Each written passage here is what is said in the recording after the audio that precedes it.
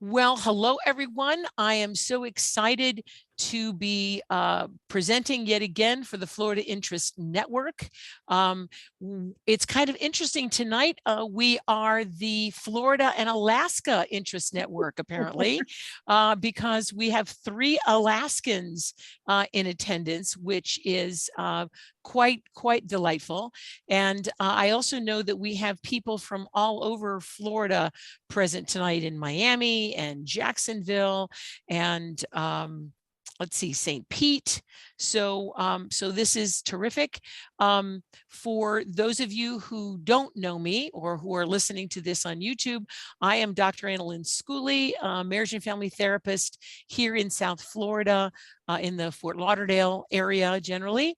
And I am the current chair of the Florida Interest Network, which is the geographic interest network that's connected to AAMFT. And we encourage you, of course, to join AMFT if you're not already a member. And shortly you will, we hope, be able to join Florida Interest Network as well. And if you aren't already a member of the family team, which you can join without being even an AAMFT member. The Florida team is the advocacy and legislative arm of AMFT. So join the Florida team or the family team. It's free. And you don't have to be an AMFT member. They welcome everybody into advocacy. So this evening, we are continuing our series of models for beginners. Our first outing was with Dr. Barron there from Albizu University on Bowen, and she had a much finer presentation put together with a PowerPoint and all that. I was doing good to get a Word document, so that's what we have to do. But I will be kind of working my way through these notes, and I welcome people to stop me and ask questions and ask for examples and things like that. All right, so are there any initial questions anybody want to ask or questions you want to be sure that I cover before I jump in? Anything preliminary? I have something. Yes, Carla. So this is kind of vague, but it's something that I see a lot is because MRI is it's based on, I'm forgetting all my lingo at this moment. Because it is, what is that called? It's relational. It's a relational model, and our society is not relational. Sometimes I see like people come in and they think that this is what they need to be helped or to get where they want to go. But then if you use a relational model with them, they're like, this is a waste of my time. Like, why, like, this isn't meeting me where I'm at, or this isn't what I thought I needed, or like, why are you talking about that? Or why is that important? Yeah, why are you asking about my family members? And why are you asking about these kinds of things? Yeah. And so I guess I'm just kind of curious about getting buy-in from people in a society that is not relational when you're using a relational model. Excellent. All right. Well, so thank you for that question. And the first place that I would have people go who have that question is to one of the 2 major books of MRI. One is called Tactics of Change, and the other one is just called Change. The authors of Tactics of Change, if I remember correctly, are Dick Schwartz, John Weekland, and Paul Václavic. And I do have a reference list at the end of this document that I'll have up on the screen long enough that you can take your camera and take a picture of it if you like. So those 2 books, Change explains the theory in a very highly theoretical way. And Tactics of Change is a bit more consumable, but what's really nice, it has 3 case studies at the end of it. And one of them is of an individual case. So they apply MRI to an individual client, but still use all the same techniques. So as Carla knows, because she used to be my student, I believe that no matter what the problem is, it's happening in a relationship. And so the client may not see it that way. They may think it's somehow inside them. And that's why we use our models to help people look more broadly. So if Irma were doing this presentation, she'd say, let's pull out a genogram and start looking at that individual within the context of their family going back several generations. MRI is going to look at that same person within the context of their interactions in present day with the people currently in their life.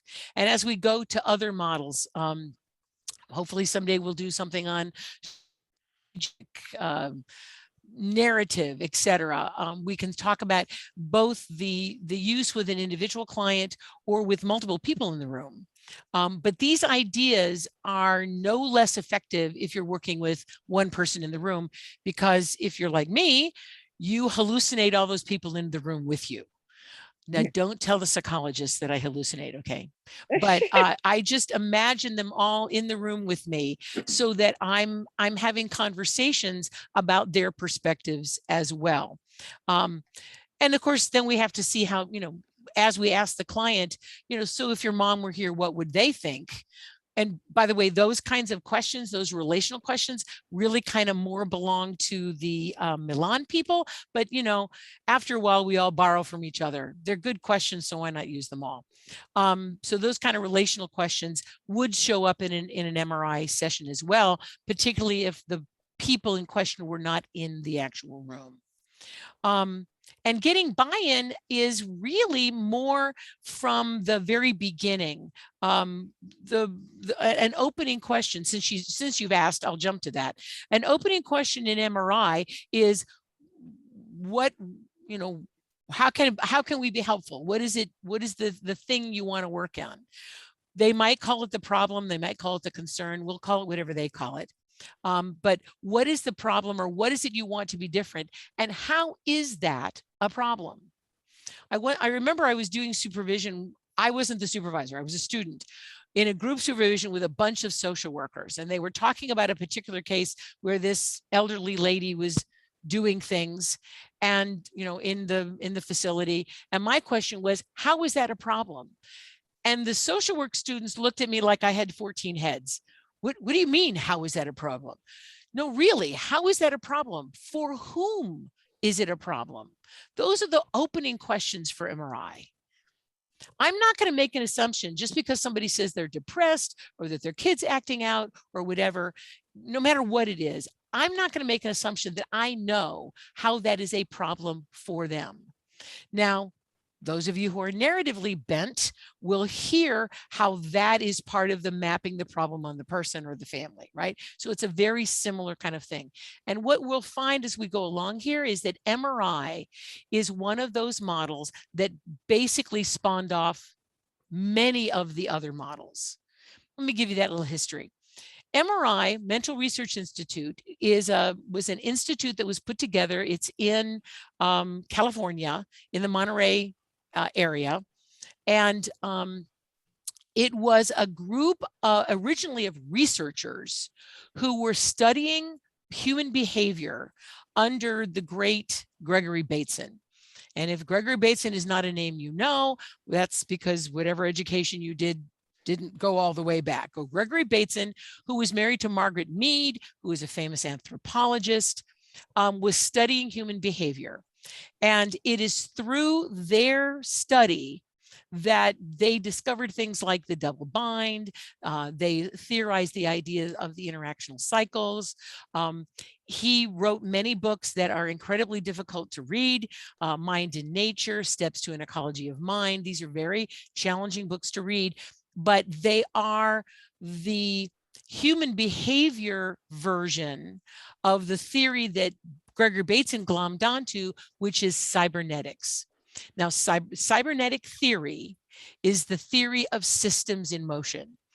And it originally was devised to look at the interaction between the machine gun and the thing it was shooting at, and how the thing it was moving, and that interaction between the thing and aiming at the thing. And that's a dynamic system that's happening.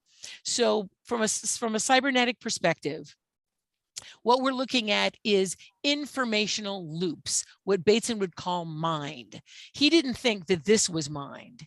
He thought that everything in the planet interacting with each other is mind, or that idea of Gaia, right? The living planet. So everything is connected to everything. Many of you have heard me say this. Everything is connected to everything. There's no thing that you cannot find some sort of a connection to the other things that are going on around it. So it's an ecology, right? Steps to an ecology of mind, very ecological belief system. At the time that Bateson and Jay Haley and Insoo Kim Berg and Steve DeShazer, Virginia Satir, as well as Dick Schwartz, Paul Václavic, John Weakland, Don Jackson. These are all the first fathers and mothers of marriage and family therapy. They are the originators. On the West Coast. We go to the East Coast and we've got Murray Bowen and his cadre, and maybe Bazar-Ménage and those folks. But I would say Bowen and MRI are like the two classic first models that everything else grew out of in one way or another. So as you see here, I have a list of assumptions from the cybernetic theory. So all behavior is communication at some level. So cybernetics and communication theory, two separate theories, but they kind of hang out together. The idea of that you cannot not communicate. Saying nothing is just as communicative as saying anything. That the unsent letter is just as much a communication. This is one of the assumptions that we have. How many times have you worked with couples or seen couples on TV and their complaint is that we don't know how to communicate? And my answer is you're communicating extensively. You just don't like what you're communicating. You don't like what you're hearing, but you're communicating all the time because we cannot not communicate. The types of communication are involved in, and these, for those of you who are going to take the exam, these are exam questions, report and command. The idea that there's two lines of communication happening simultaneously, the report, the things one actually says, and the command, which is the secondary unspoken message that is a commentary on the relationship between the people. So if you've never met anybody, mostly what you're listening to is the report, what they say. But the longer you know someone, the more you make assumptions about what they mean when they say what they say. My partner has this habit of going, oh, whenever something is said. And I always hear that as criticism. Now, she meant it that way, but that's how I hear it after many, many years of being together. Another example of command and report that we use all the time is you're sitting in front of the TV, eating your favorite snack, enjoying your movie, and your partner or your child comes into the room and says, is there any ice cream? Now, what you do next will determine what command message you heard. If you put down your stuff and go and get the ice cream, what you heard was not, is there any ice cream? You heard, go get me ice cream. If you heard, go get me ice cream, another response you might make is they say, is there any ice cream? And you say, what, is your leg broken? Now you could just respond to the report. Is there any ice cream? Yes. Right? That's report response only. So how many times a day, if you walk around every day listening to the people that you interact with and you see a response that you're like, how did they get to that response from what the first person said? I guarantee there was a command message that they were hearing, whether intended or not. But that is cybernetic and communication theory ideas that are underpinning the model of MRI. All right, symmetrical and complementary interactions. The more Carla yells, that impacts me to yell more, which impacts her to yell more. That's a symmetrical escalation. We're doing the same thing. It's not that she does it, I do it, she does it, I do it. It's that when she does it, it prompts me to do it. And my doing it prompts her to do it, right? We're not independently acting. We're acting in relationship to each other. The reverse of that, of course, is the complementary interaction, where the more Carla yells, the more I cringe. And my cringing pisses her off even more, so she yells even more. And then I cringe even more. That's the complementary escalation. So again, these are ideas that Bateson and his crew were observing in not only human beings. In fact, a lot of their studies were of animals, particularly otters. They studied otters and dolphins to a great extent. They also came up with some other stuff that you can go read about, like the first and order levels of change, first, second, and third orders of learning, all very fascinating stuff, all playing in the background of the therapy work that we do. And if you want to get deeper into it, I suggest you go read that stuff in Tactics of Change and in Change. But for now, I'll try to keep it to the beginner stuff. I'm already beyond the beginner stuff with all this theory stuff, I understand.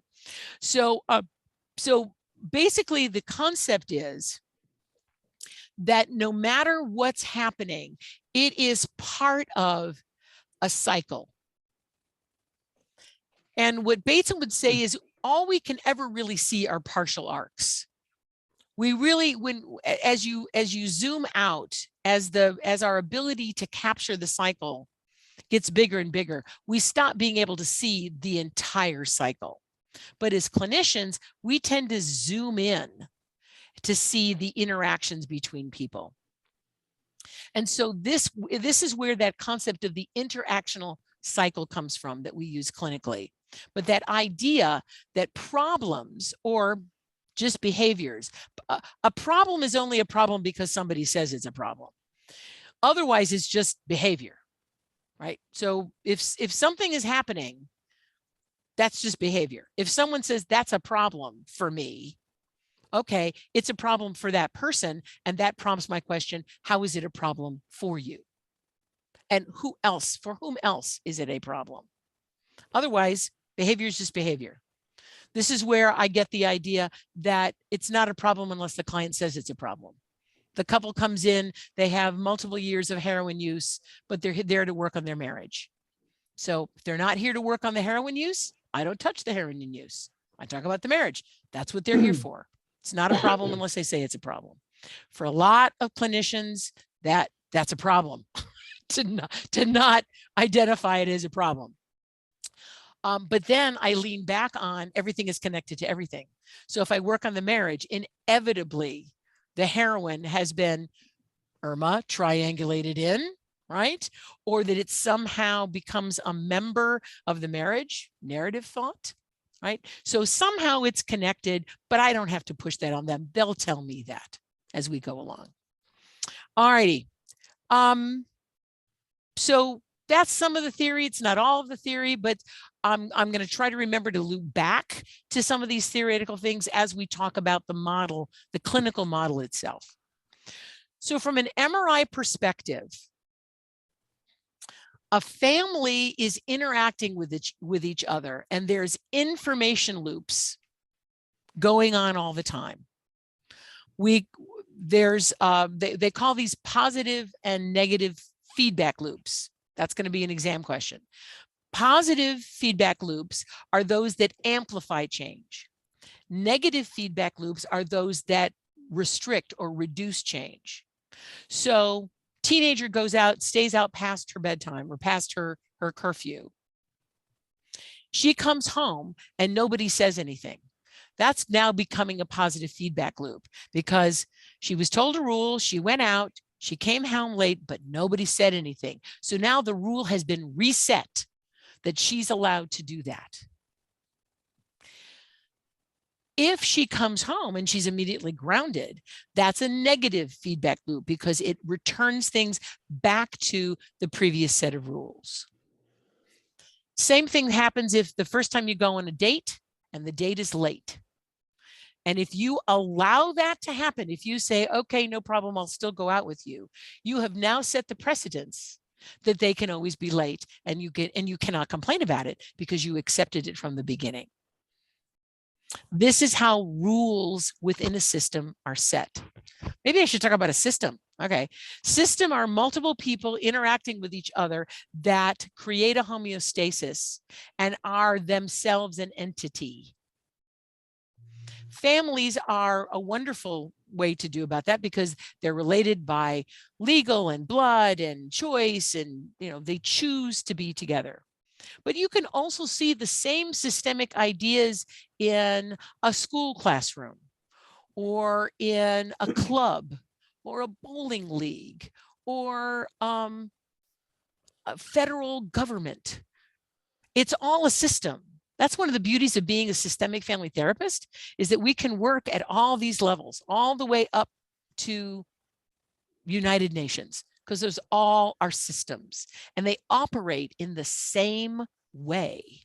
That's what's kind of crazy, is that the kinds of interactions happen exactly the same way. Irma could go into the United Nations and still see all the Bowen levels of generation and cutoffs and triangles and all that stuff. The structural therapist could see all of the subsystems and the boundaries. Same interactions, all of the models would work at all these different levels. From an MRI perspective, though, we're looking at the homeostasis of the system. Homeostasis is not set. It's dynamic. It's like the wire walker that has the big stick to stay in balance, right? They're on the wire, but they're in constant motion. They're constantly adjusting. That's what families do. They're constantly adjusting to day-to-day events, situations, joys and challenges, growing children, deaths of parents. They're constantly adjusting to circumstances around them. That's homeostasis. However, if change is big enough, then the family then becomes threatened. So homeostasis is threatened when someone gets put in the hospital, they go to jail, they get removed by child welfare. These are all ways in which the system has been disrupted and the homeostasis has been broken. Interestingly, though, no matter what happens, the system maybe expands to now include the jail or expands to include child welfare. And then that system creates its own homeostasis. Any questions so far? Any of this stuff familiar? I'm hoping some of it's familiar. Some of it, yeah. Some of it? Okay, good. Yeah. All right. Cool. All right. Thanks, Carla, for the thumbs up. Appreciate that. All righty. Okay. So a system that is in homeostasis is able to adjust to changes. The family where the kid came home late might decide to change the rules in a concrete, mindful, open way by saying, you know what, she did fine. She didn't get into trouble. Her grades are great. You know what, maybe she's earned the right to do this. So next time you don't get to break it without telling us, just tell us. So new rule. Sort of feel like I'm Bill Maher. New rule, right? If you wanna stay out past, you let us know because you've earned our trust, right? Those are the rules within the family or any system for that matter. All right. So the goal of therapy, the goal of the MRI therapist is to change the recurring patterns that are maintaining the thing or the behavior that they don't like. Now, this is going to, for those of you who are behaviorists, this is going to sound very behavioral. So behavioral, right? We look at the behavior that we don't like. We look at what's reinforcing it, right? And then the outcome of that reinforcement. So that's presented in a linear fashion. It's the same thing, only we loop back around, right? Kid acts out, mom does what she does, kid what he does in response, and then mom loops back and responds again. It's a constant cycle. Carla has small children. I know that you're familiar with this on a daily basis, right? That it's not, I provide an intervention and my child is perfect. I provide an intervention and the child does what the child does, and then I have to respond again, and it goes round and round and round. So in MRI, we have to define the problem clearly. Let me go back. Let me give you a little more history. So the MRI team were a bunch of researchers. And then Don Jackson, who was, I believe, a psychiatrist, decided to take these ideas into the clinic, to actually use these ideas with patients. And they originally did it with schizophrenics, as a matter of fact. They also drew on Milton Erickson, who is the father of American hypnotherapy and hypnosis. His famous story, as an example of reframe, is he was working on a psychiatric unit, and there was a guy who believed that he was Jesus Christ. So what Milton Erickson did was he went up to the man to begin working with him, and he said, I understand that you have some experience with carpentry, and took him to the woodworking shop. So that's a big whopping reframe, but it's also a connection, isn't it? To, if his belief system is he's the Christ, then he has to be a carpenter. Because if you're gonna take the whole metaphor, you got to take it all. So the idea in MRI is also to use these ideas of reframe, to look at situations and look at them in unique ways, to reframe them, to look at them in the larger context. You can't just look at the Christ as the one who reportedly died on the cross. We have to look at his history and the family he was in and everything that came with it in order to use this metaphor in the maximum way.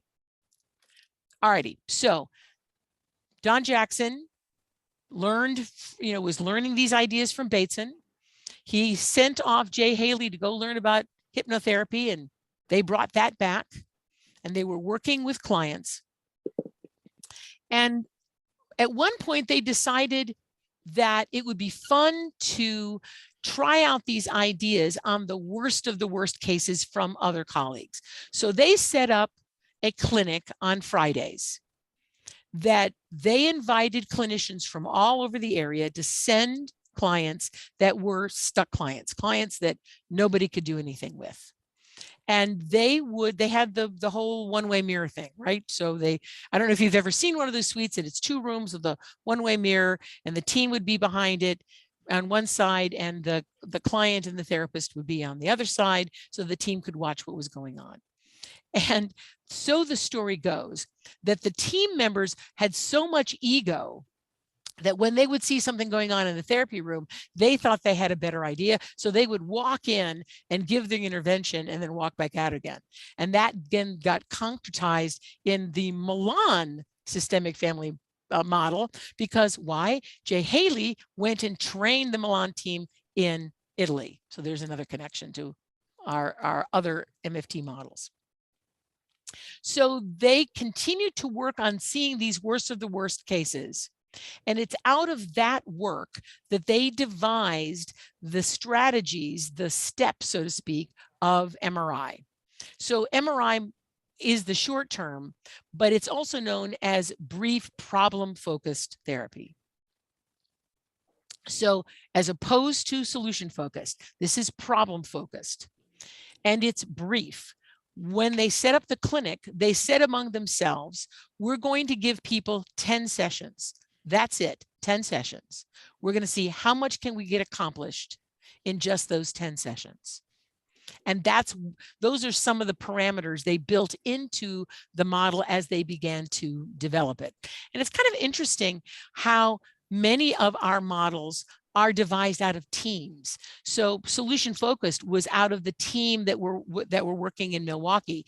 The Milan team were the 4 psychiatrists in Milan, Italy. Narrative came out of the Dulwich Center and the teams that were working there. So many of our models came out of teams of people trying new ideas and then writing it up as a model. And MRI was one of the first to do that. All right, so the basic steps of MRI: customership. who is the person that has brought the family or has decided that therapy should happen. Now, solution focused has those ideas, right? Solution focused has visitor, complainant, and customer, right? Those three ideas. They got that from MRI. MRI wants to know who you ask the family, who hired me? Who wants this therapy to happen? Jay Haley of strategic fame would then take that further and say, I have to join with that person because that's the person that can bring the family back. So you got to join with the one whose idea it was to come here.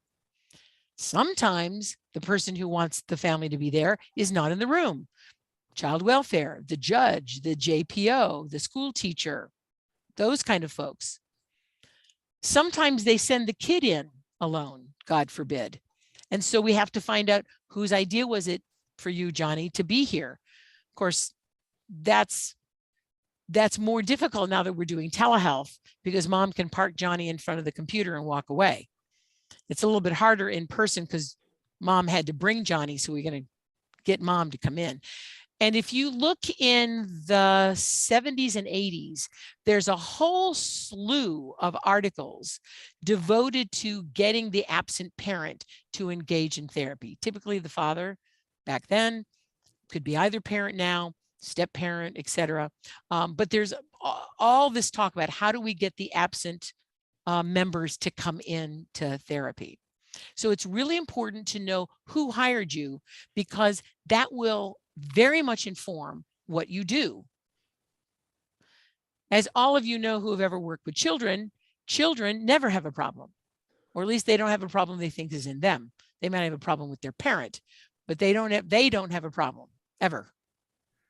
So then we have to reframe the problem to be, okay, Carla, you don't have a problem.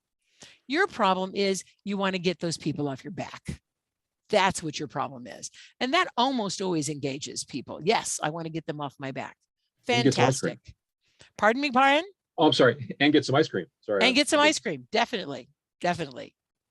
So we then have to define the problem. Now, it's important to understand that every member of the system is probably going to have a slightly different definition of the problem, so that it becomes really our job as therapists to really kind of meld that into a problem that is common enough among the group that we're working on the same thing. Now, this got further taken by collaborative language. Collaborative language says that a problem isn't a problem until a system grows up around it and points at the thing and says that's a problem.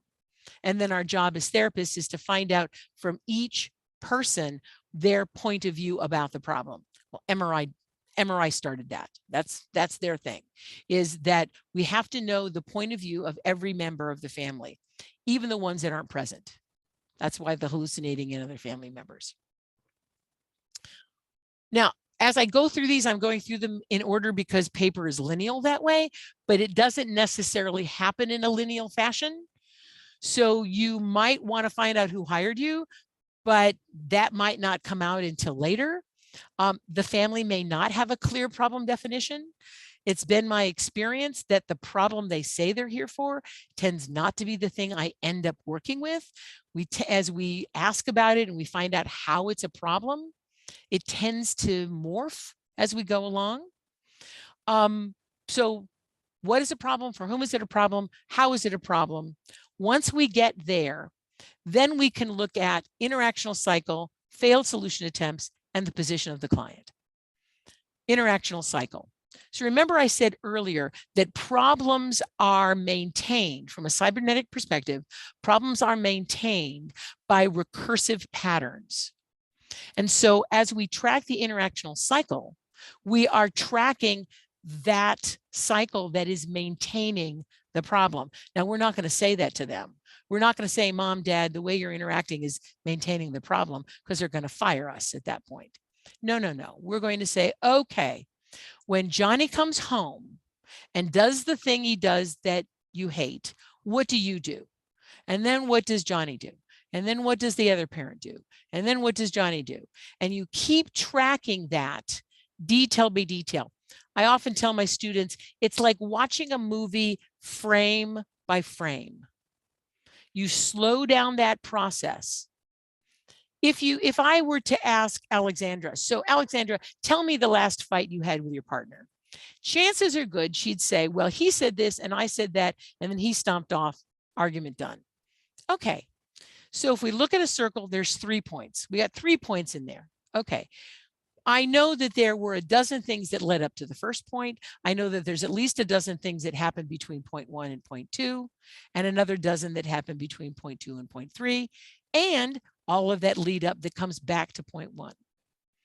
And that's the importance. That's why it's important to track the interactional cycle all the way around.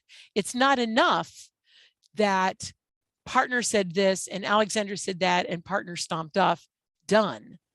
Because it's just as important to find out, how does partner come back and what do they do and what happens that then leads up to the partner says the thing that sets this all off again. Remember, circles do not have beginnings and ends. They just go round and round and round. So one of the benefits of the interactional cycle is that no one is to blame, or everyone is to blame. Either way, it works, but no one is to blame exclusively. No one person can be in charge of making that whole cycle happen. It requires everybody else to participate. That, by the way, is another interesting concept that came out of Bateson. Is he said that there's no such thing as the concept of power. The only reason that I am talking and the rest of you aren't is because you've all decided to give me the power to do so. If you didn't give me the power to do so, I couldn't be doing this. Now, there are others like the feminist who said, you're not paying attention to gender issues. And so this concept of there is no such thing as power is hotly debated among the models. And we've all decided to kind of agree that we can live in all of those worlds. But that is essentially a major concept of MRI, is that if domestic violence is going on, that to some degree, everybody's cooperating with it, to some degree. Now, it may not be that the woman is necessarily, that the person being abused, see, I almost went gender there, that the person being abused is not, it's not that they're not a victim of something, or that something bad isn't happening. But there's all kinds of people around that that's allowing that to continue, that allows this behavior to go unremarked. That's why it's often very important in MRI to expand the system that we're looking at, to get beyond not just the individual, but beyond the family, even into the systems that are around. And by moving out like that, that's what collaborative language took up the banner of saying, that's what we do. We always look at the larger system. All right. So Danielle, can you be my client for 5 minutes? Absolutely. What's wrong with me? Fantastic. I don't know. You have children. No, you have dogs, don't you? I have all of it. You have all of it. Okay. So without revealing anything that you wouldn't want the whole YouTube to be able to know, what would you say is a problem that you have sometimes in your household? Problem I have sometimes in my household. Well, I can pick one that like everybody can relate to. People just drop all their dishes in the sink all day long, and then I walk in and it's like, oh, I have to magically clear the sink again. Okay, thanks, 5 people that live here. Right. Okay. Okay. Now, so you're concerned, the thing that you're observing is people putting dishes in the sink and not washing them, or not putting them in the dishwasher. That thing. Okay. So Danielle, how is that a problem for you? Well, because I'm exhausted, because I'm washing dishes all the time. I have better things to do. Many, many better things to do. I'm a student. Okay. Okay. So help me to understand, how did it happen that you got voted as dishwasher? Because I'm mom, so I have a sign on my head that says, does all the chores. Oh, how did that happen? How did you get the sign on your forehead? I think it happened somewhere between the toddler and the 8-year-old just deciding that they were not going to participate in such things. Oh, so they made a decision to not participate in such things. And so did you put the sign on your forehead, or did your children put the sign on your forehead? No, I absolutely did, because I haven't demanded that they do that. I see. Oh, okay. So you've not demanded. So they made a decision, we're not going to do this. Mhm. You didn't demand them to do it. Mhm. You hung a sign on your forehead, and therefore they put stuff in the sink expecting you to do it because you haven't communicated otherwise. And so Yes. they go merrily on your way, and then you end up fuming. Yes, because Okay. also the children that are now tall enough to even reach the sink, because before it was like they'd get the step stool out and then I was falling over the step stool if they tried to put the dishes in the thing. So it was a whole thing. So then I was like, no, just don't get the step stool out, just throw it in the sink. And so then I trapped myself into, I'm just always going Okay. to do the dishes. So part of this was the inconvenience of the step stool and not tripping over it, and all the literally almost arguments to broken get every them to do toe it over and the step that stool. kind of stuff. Yes, Okay. it's just like- So another classic MRI question is, why now? So in the past, you've been doing the dishes for a long time. You've got the mom sign on. You didn't want to trip over those steps, the step stool all the time. Yep. But now it's a problem. Now it's not okay. What changed? How is it a problem now that it was just disgruntlement before?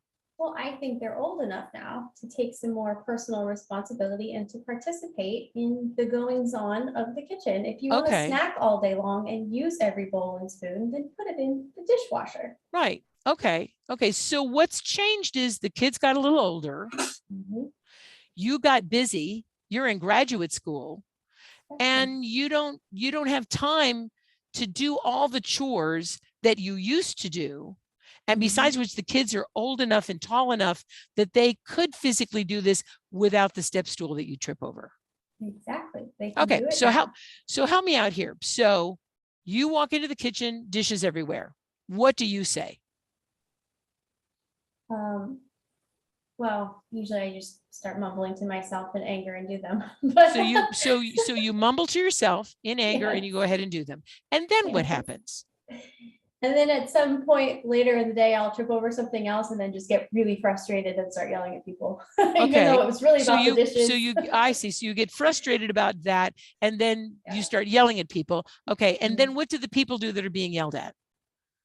They look at me confused because they don't They know look what at the you actual confused. problem Okay. is. Like what's up with you, mom? And then what happens?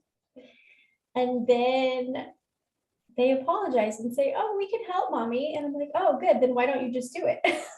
Right. Okay. So they vow to help, Yeah. and then you say, yeah, but then why? So why don't you do it? You get them again. 'Cause Okay. they need And to then be what happens? constantly reminded. And I always just feel like I don't, if I'm going to constantly remind you, I might as well just do it myself. Gotcha. So then I fall back into so my pattern. they have managed then to set the rule that if Oh, we yeah. look confused enough, and Yes. if we delay enough, she's going to go do it. Yeah, absolutely. So that's the rule. They That's have the rule trained you've me. let them make. Yes. Yes. Okay. All right. Gang, did that make sense? Did that interactional cycle make sense? Right? Yeah. Okay, cool. Yeah. Carla, you were laughing. Is this something that happens in your house all the time now? Is your kid tall enough to get to the dishes? No, I just think it's hilarious how you recounted. So you're there, you got the hi, I'm the mom, I do all the chores sign, and then you did it just like how you just feed it right back. You just feed it right on back to her. Yep. And you don't protect her from taking any responsibility about her part of the flow. Well, because, yes, in this case, because it's a parent-child, she has more authority to make something happen. Bateson wouldn't like it, but she has more power. She has more control over the household. Interestingly, Danielle, if you read Tactics of Change, one of my very favorite cases is the last one where the intervention that the team gave mother, because she had the similar thing, that the daughter was constantly complaining about things, and mom could never never meet with the child and never meet with the child wanted, and was getting really upset at the child's demands. Yeah. And so the team told her to be incompetent. Well, To I will say, wash her incompetency sweater and does have shrink it. some benefits, because I'm really bad at laundry, and my husband just started doing all the laundry and putting it all away. He took Listen. it from me because evidently he doesn't like how I do it. So I'm like, evidently and- my incompetence has now taken an entire task away from me. You know what? Which is fantastic. Kids and spouses have been learning the power of incompetence for millennia. It's not really in my DNA to be bad at stuff, but hey, it's working. So I'll take I it. remember the Great. case in the MRI, Tactics of Change, where the therapist told the wife, burn the toast. Yeah, burn the toast, shrink the sweater, Right. right? Be in, and then go, I don't know what's wrong with me. I just can't seem to be doing. Stop being so perfect. To be self-depreciating, apologetic, but no better. No, right? willfully ignorant to what's happening around me. I'm just like, oh, I don't do the laundry anymore. I don't know what happened. Yeah.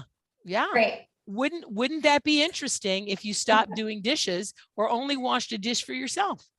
Well, when you really hear about it, when they actually run out of bowls and run out of spoons, and then they're like, where are they? I'm like, well, there's soap and there's a pile of dishes, so you guys can figure it out. Right. Yeah, you could do that. I think the MRI therapist would say to you, don't even help them that much. If they go, where are the cups and bowls? You can say, I don't know. I don't know. I don't know where they went. That's great. Be really incompetent. Yeah. Oh, I'm going to master it. I'm working on it. All right. So that's the interactional cycle. You're trying to find the pattern, the loop that keeps maintaining the problem. And we heard that the kids have learned to be incompetent, and Danielle then, in Bowen terms, is over functioning and the kids are under functioning, right? Remember, you can't talk about any case and not talk about it in all the other models terms as well if you want to. Okay. One of the things that's a little bit different, that's particular to MRI, is the concept of the failed solution attempts. Now, this is, as you know, the polar opposite of solution focused that would look for the exceptions, right? So solution focused would look for, when does the problem not happen? When do you successfully manage the problem? MRI would say, what have you tried that hasn't worked? All the things you've tried. Now, parents will say, I've tried everything. And you'll say, great, tell me all the things you've tried. The MRI theory would say that almost always the list of things that they say they've tried everything tends to be pretty short, only a couple. And they tend to be all from the same class of behaviors. They tend to all be permissive, or all be punishment, or all be accommodating, right? They tend not to go across categories. And so when the parent says, I've tried everything, I've tried grounding, I've tried taking things away, I've tried yelling, I mean, these are all punishments, all of them. But this is important for us as a therapist to know. What is the category of behaviors that these solution attempts are pulled from? So we know what the problem is. We know who the customer is. We've tracked that problem in action in the interactional cycle between the people, the relationship in which the problem happens. That's another MRI and frankly, solution systemic theory is that no problem happens in an individual. It happens in a relationship between people. All of the models would subscribe to that concept. We've gotten the list of failed attempts. Now we also want to find out, what does this problem and the things that they're doing, what does it mean to them? So the MRI people said there are basically three positions. That the person is a bad person, the person that's the problem, right? So Danielle can look at her kids not doing dishes and say they're bad children. Or they're sad children. They're, oh, poor thing, they have ADHD. Poor thing, they've had trauma. Poor thing, they've, we've been divorced and they don't have their father. Poor thing, something happened. They're sad. Or they said mad, but mad in this case is not angry, but crazy, impaired. So they're schizophrenic, they're ADHD, they're bipolar, whatever. So mad, bad, sad. So that they're saying from the theory that no matter what the person says, it will probably fit into one of those categories, that they're mad, bad, or sad. And back up here, when I was saying that with these things and these concepts, remember, we see our reality according to our epistemology. Our epistemology is our beliefs about what's going on, right? So we act according to what we believe is reality. So if my belief is that little Johnny is a bad kid, he's evil, he's demon spawn of that horrible husband that was so terrible to me. He's a bad kid. He's just like his terrible father. I'm going to interact with Johnny very differently than if I thought, oh, poor Johnny, he's lost his father. His father and I, we just couldn't keep our marriage together, and we exposed him to all of this arguments. Poor thing, no wonder he doesn't want to do the dishes. Or, poor Johnny, he has ADHD. I tell him to do chores, but he just can't remember.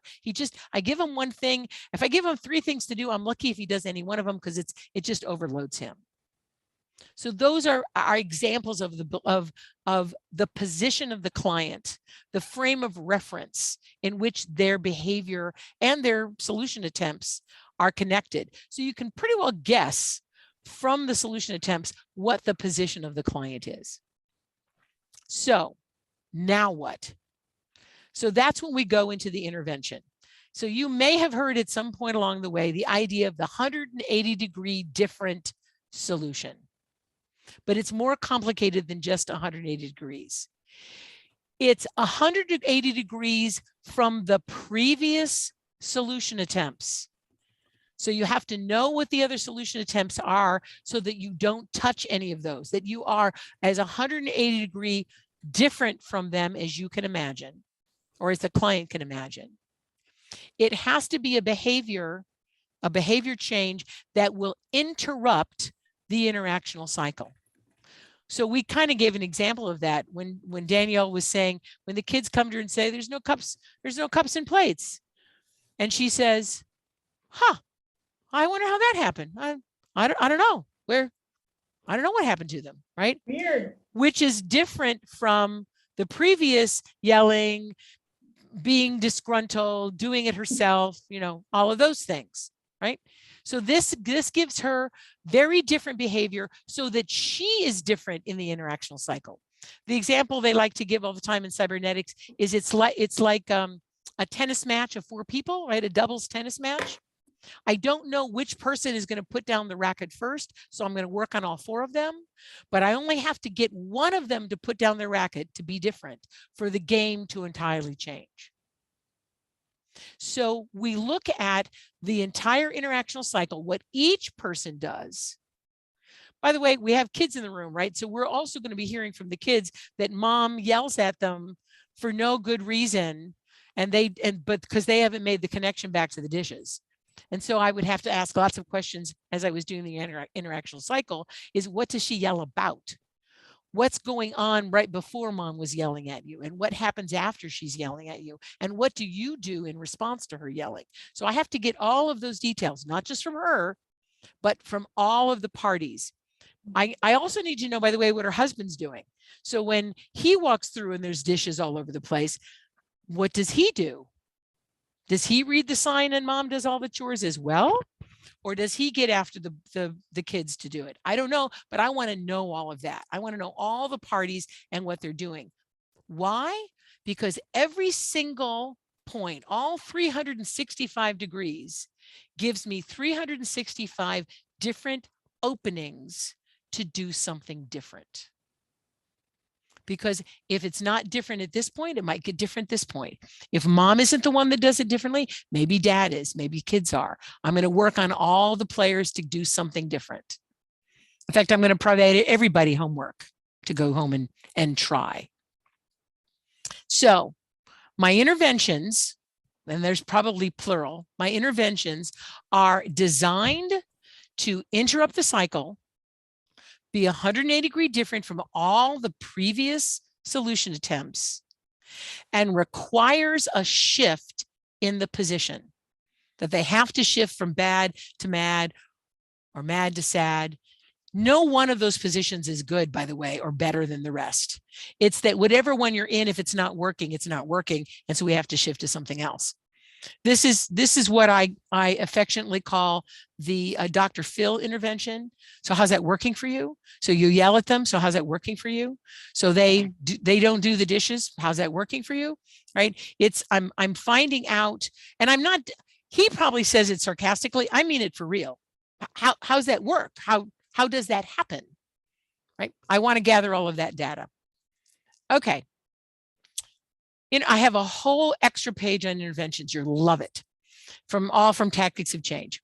So many of the interventions that the MRI therapist uses are designed from the one down position. Now, this is a strategic model. So you take a one down in order to be one up. Here's an example. A famous journalist was interviewing a famous person. And the famous person said, I'll allow you to start. So who had the power? The famous person, not the famous journalist, right? So by taking the one down, they actually took a one up. So the MRI therapist says, I don't want you to change too fast. Don't listen. So between now and next week when I see you, I don't want you to do anything different about the dishes. I want you to look for opportunities, Danielle, to do something, but I don't want you to actually do it.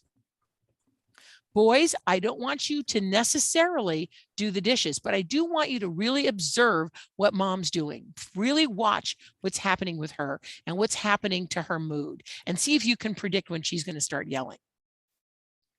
So I don't want you to do anything. This is the observing task that is very famous out of solution focused, only it's reversed. So go home and look for the moments of the miracle, right? That's the classic solution focused one. We do the miracle and then don't do anything different. Just this week, look for moments when the miracle happens. This is just the reverse. Look for moments when you could do something different, but don't do it. The beauty of this is if they don't do it, they followed my instructions. If they did do it and it worked, I can be pleasantly surprised. If they do it and it doesn't work, I get to say, oh, no, you went too fast. Slow down. So I win no matter what they do. I win meaning I maintain my flexibility. I am able to maneuver in this system without being wrong, without them getting to say, see, Schooley's a lousy therapist. Not that they don't say that, but I try not to make that happen. All right. So the foundations of this model are the Bateson cybernetic theories, hypnosis, Bateson other stuff, but also cybernetics, constructivism, that idea that reality is constructed, there is no real, general systems theory, that systems are in relationship to each other, that evolution is not the horse developing stronger teeth. It's the horse develops stronger teeth evolutionarily as the grass gets tougher, and the grass gets tougher in response to the horse's teeth getting stronger, that they co-evolve. So that concept that systems, everybody within the system co-evolve, that's general systems ideas. And then of course, communication theory. You cannot not communicate. All right, here's some of the, so get ready with your camera to take a picture of these references. Oh, it keeps moving on me. All right, so there's Tactics of Change. So Fish, Weekland, and Siegel. And here's Change, Václavic, Weekland, and Fish. And then others, the other articles, things like that are kind of fun. I don't think there's any on the last page. Oh, and then so there's one more. Propagations. What I like about propagations is there's a lot of articles by other models that talk about their connection to MRI. So there's one in there from Salvini Palazzoli that talks about how MRI informed Milan, that sort of thing, right? So did you guys get a snapshot of it? Did you get it? Okay, great. All right, so I am going to get rid of this. All right, so here's a whole thing on, am I at the top? Here we go. A whole thing on MRI interventions. So they, the MRI people in tactics decided that there are particular patterns that happen all the time. So attempting to force something which can only occur spontaneously, or attempting to master a feared event by postponing it, or attempting to reach accord, think couples therapy, through opposition. This is the behavior that they're doing, right? Or attempting to obtain compliance through voluntarism. I want the person to want to do it. Or confirming the accuser's suspicion by attempting to defend oneself. And then there's the general intervention. So let's go to the general intervention, some of which you've heard already. So go slow. Don't make change too fast. Change has to evolve. So go slow. It's fascinating that the slower you go, the faster the change happens. The slower you assess, the more detail you get in that interactional cycle, the more you get on your list of failed solution attempts, the deeper you get into their position, the more precise your intervention will be. And it's like magic. It's amazing when you get the intervention right. I once saw Dick Schwartz demonstrate this, and he did not think of the intervention, which I thought was beautiful, because I always thought as I read this stuff that I had to come up with it. And in the books, it does seem like they came up with it. But Dick Schwartz in this demonstration didn't. What he said to the person that was the one that wanted the change to happen, once that he did all of that assessment, he said, what's the thing that you would do differently? Danielle, what's the thing you would do differently around this problem of the dishes that would be so different and so shocking to your family that their jaws would drop? So I, as a therapist, don't have to come with that to ignore them. That would shock them. That would shock them, because That would they shock know them. I like to keep the sink clear all the time. So they would be Right. like, what's wrong with mom? Right. So that would really get their attention. Okay. And so we would build the intervention based on that, because I would never have guessed that ignoring them would be the thing that was dramatically different. So they know better than I do. So that's a way to get at the intervention. All right. Another general intervention is the dangers of improvement, the dangers of change. MRI would do an entire assessment around if this changed.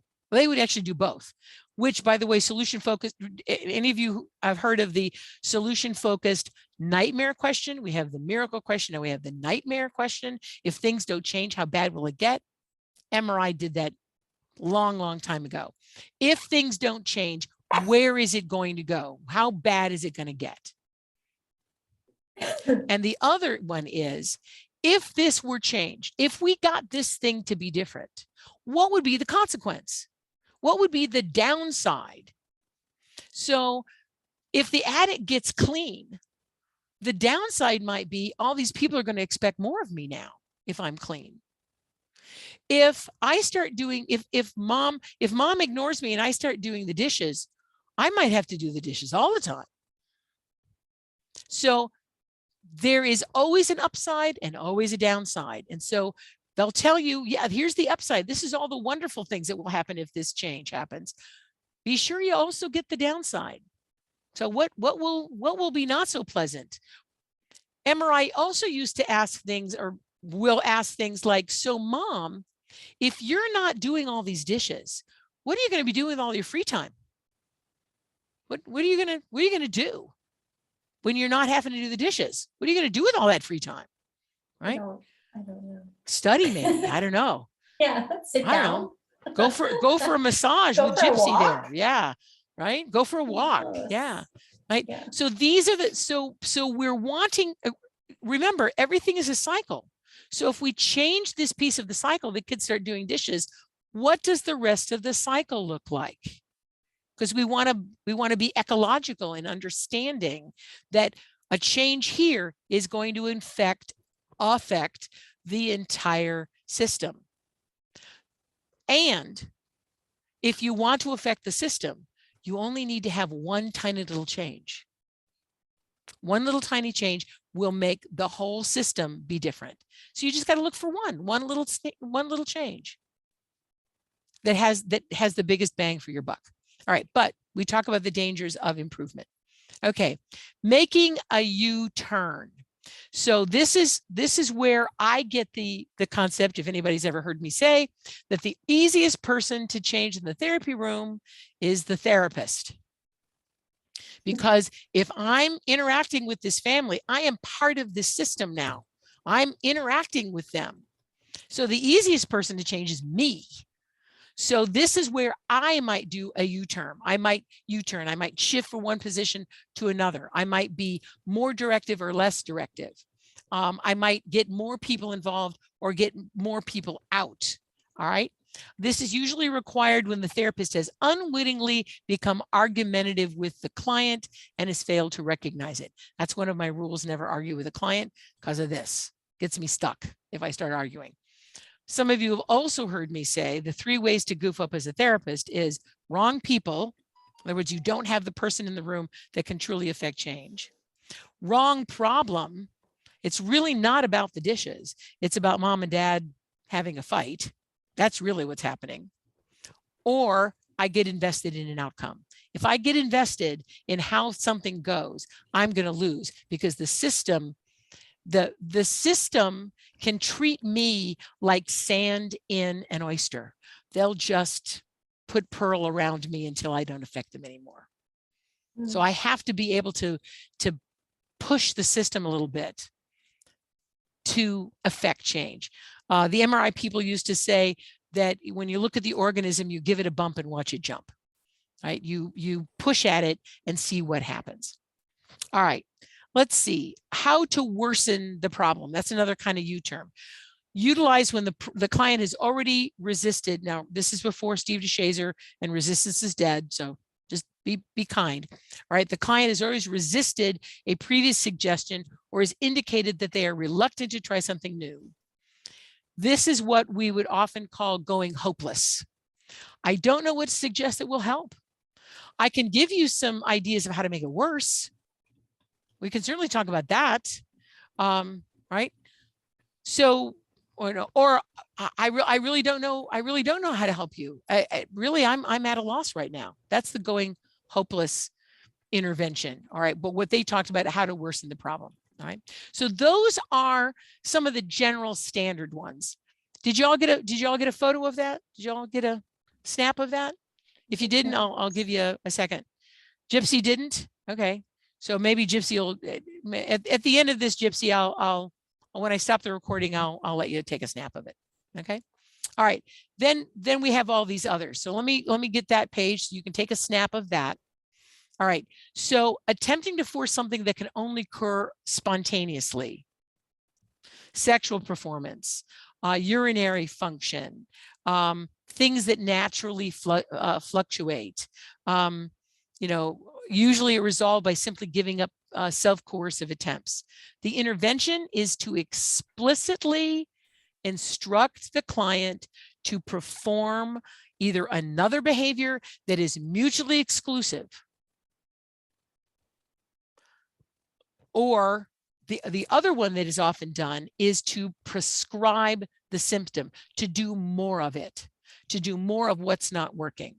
So you can swing either way, but the idea is to amplify, either amplify the problem behavior until they get sick of it, or to provide an intervention that renders them unable to do the problem behavior. Now that may take a little thinking, but performing the symptom on purpose, performing the symptom as a beginning step towards eventual control, and to fail on purpose. That's the incompetent mother, right? Fail on purpose, right? So that's the attempting to force something that can only occur spontaneously.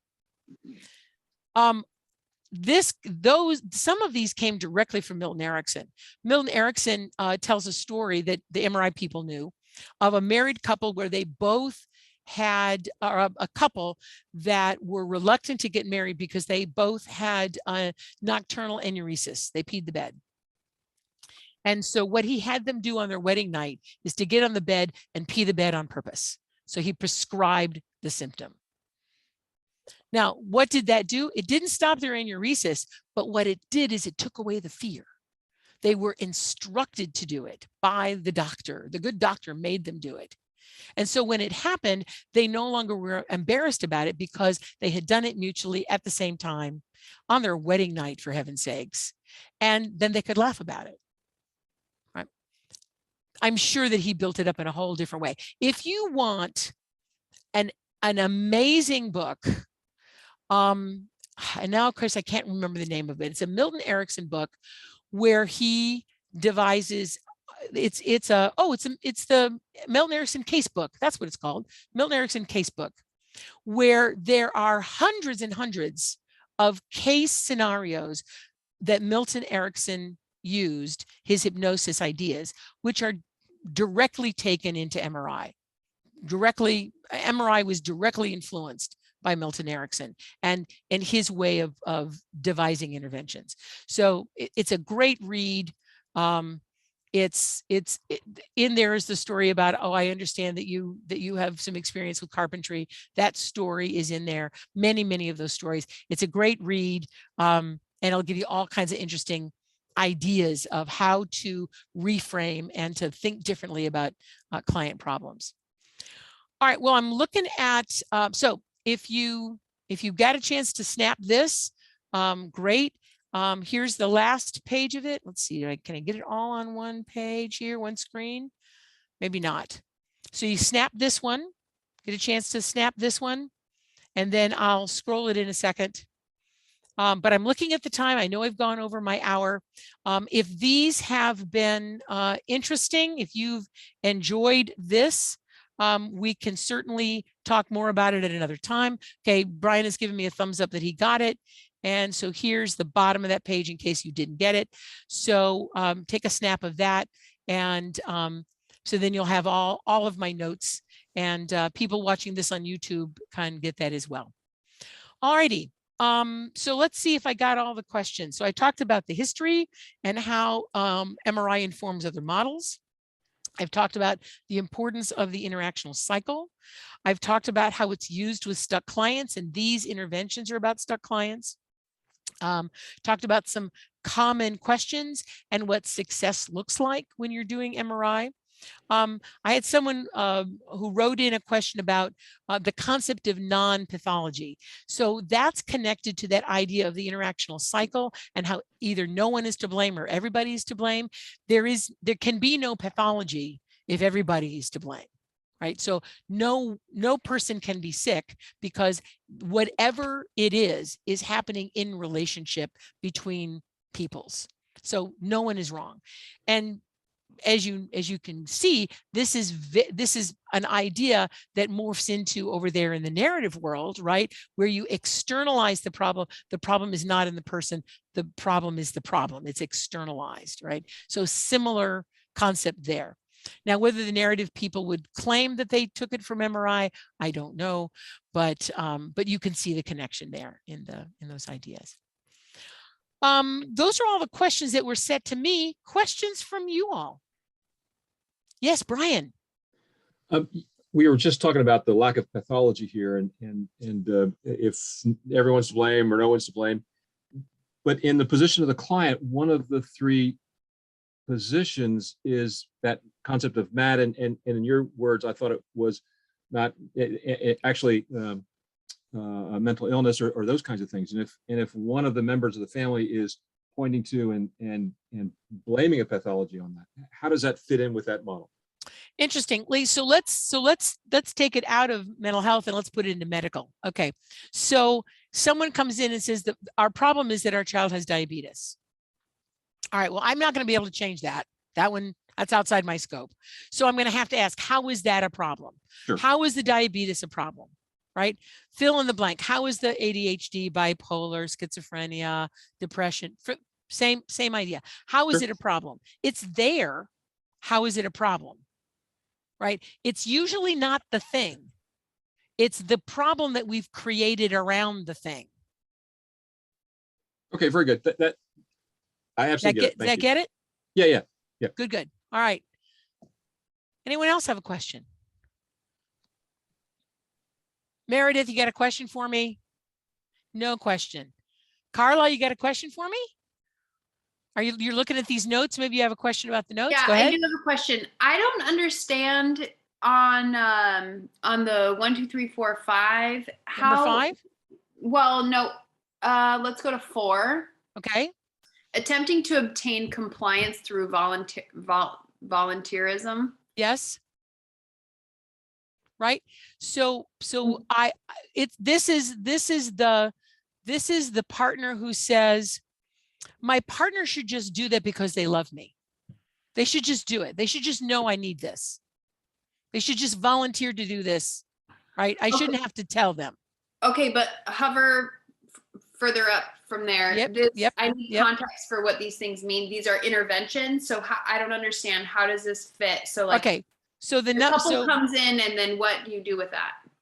Okay. So this set of interventions is connected to this set of problems. So attempting to reach accord through opposition is, thank you. I didn't explain that well. These are the problems that the client is coming in and trying, the couple is coming in and they're trying to reach accord through fighting all the time. Oh, that's what I do. All right. And so then MRI would say, here are the interventions to address this kind of a problem. Okay. Thank you. Making more sense? I good. couldn't figure out what that meant. Okay. Good. Thank you for asking for me to clarify. Thank you. Yeah. Now all those people who took a picture of the notes know what they have.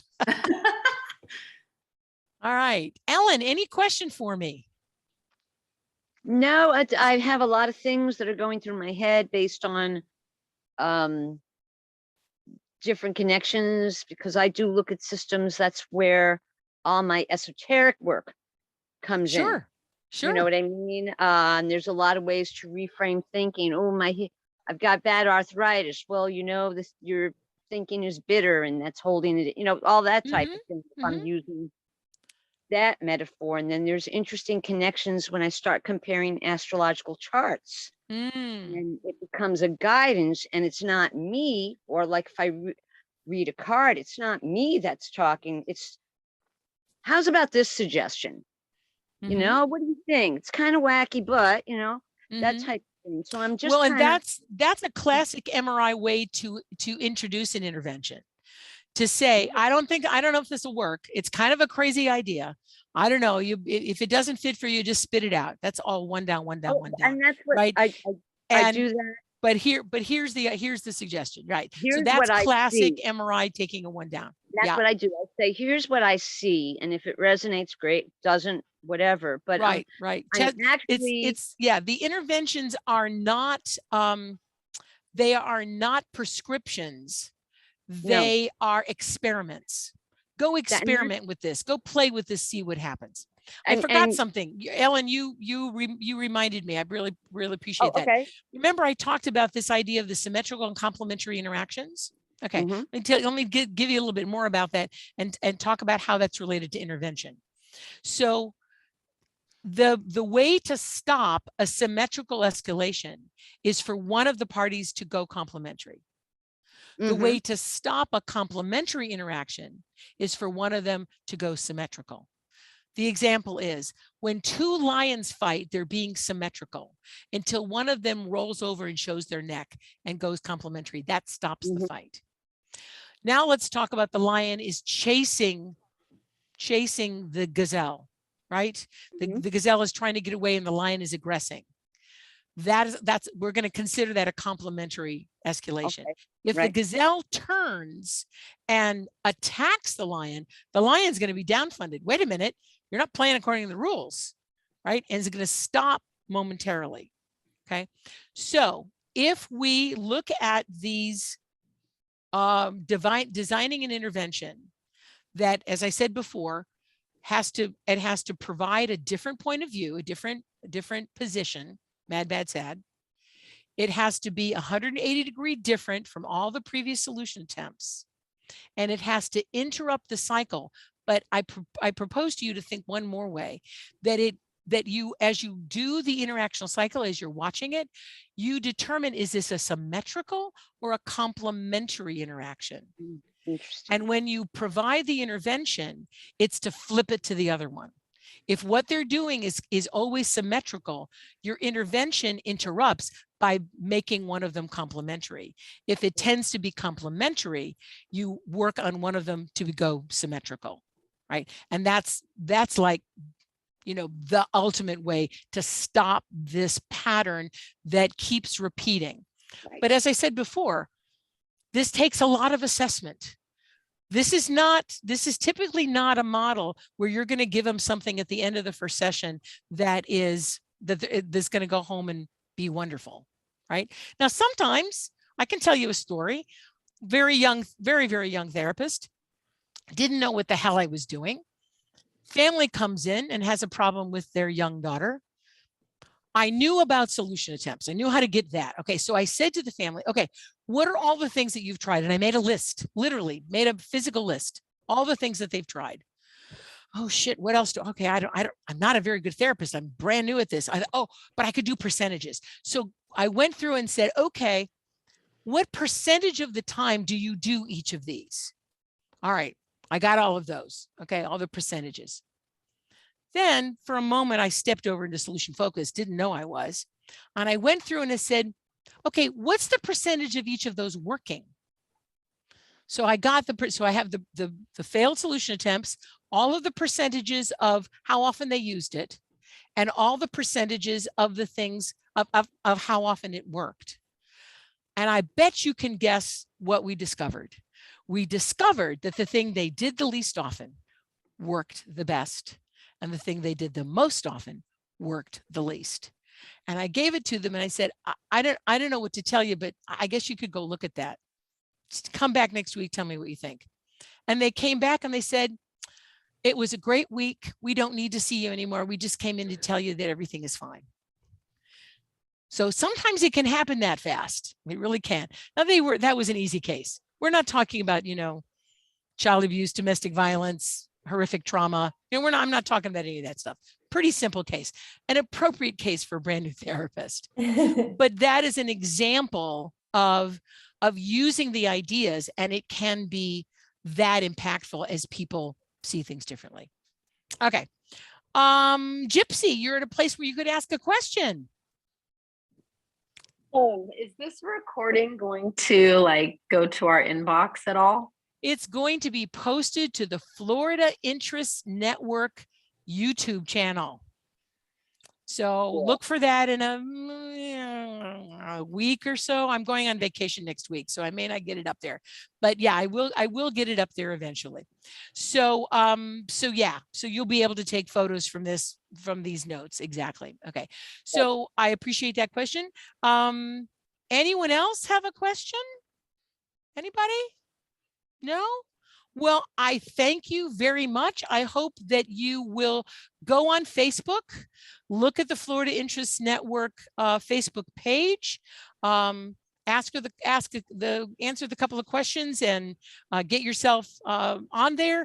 The list of all of our workshops for the rest of the year have been posted, and all the workshops between now and June already have a YouTube link, so you can take that and come to our future events. I thank you all very much for coming, and have a terrific evening. Thanks, Dr. Schooley. Thank you, Dr. Schooley. Thank you, Dr. Schooley. You This is are awesome. the Keep doing it. best. Thank you. It was so much Keep fun. doing it. Great presentation. Yep. Very good. Thank you.